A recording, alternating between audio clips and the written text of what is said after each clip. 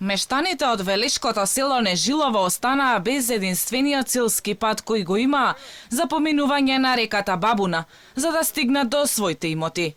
Мостот преку Бабуна е узурпиран од луксузна куќа, преку чиј двор мештаните мора да поминат за да го пројдат мостот. Често пати собственикот на куќата им заклучува врата и остануваат пресечени, па не можат да поминат од другата страна на реката за да си ги вршат секојдневните работи. Во 21. век, повеќе од 60 фамилии од селото Нежилово се приморани токму на ваков начин да ја поминат реката Бабуна за да стигнат до сопствените имоти.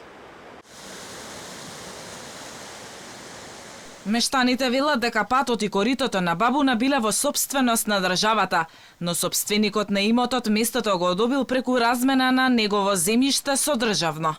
Тие се сомневаат дека мостот е узурпиран на нелегален начин. Тоа бил селски пат, па ќе врви патот. И треба да врви дете. Зашто тука откако постои ова село, патот бил и ќе биде. Ја имам недека 15 декара шума таму и нема од каде се носи. Тука се врвело, имаше мостот кој е мостот расипан, коњите врва испод мостот. Тоа е све узурпирано. Како може да му даде она место со шума размена? Ја не знам кој го дал тој, ова држава се работи нешто што криминална работа. Узурпирано е речното корито. Целото, кај што викаше тука на тоа истото место, тоа е цело државно на Република Македонија. Реката е Република Македонија, патот е Република Македонија. Значи тој не ги исполнува по член 17, ама ниту еден услов. Алфа беше спречена да го снима местото каде што бил патот. Сегашниот собственик на тој имот ни забрани да снимаме, ниту пак сакаше да зборува пред нашата камера.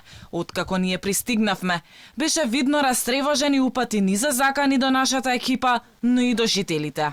Градоначалникот на општина Чашка го знае целосно случајот, ама вели не знал на каков начин е извршена размената на земјиште. Рече дека општината не била надлежна за да се реши проблемот, односно се било во рацете на Велешкото правобранителство. Денеска добивме од правобранителството ние на Велес, денеска ни стигна актот, каде што правобранителството најверојатно сега ќе истражи како и на каков начин лицето ја има извршено таа размена на земјоделско земјиште. Во овој момент ние како општина, бидејќи не управуваме со градежно земјиште, а и се работи за земјоделско земјиште во ситуацијава, надлежно е Министерството за земјоделие. Проблемот со патот во Нежилово постои од 2017-та. Мештаните побарале помош од сите институции, но решение до сега не добиле.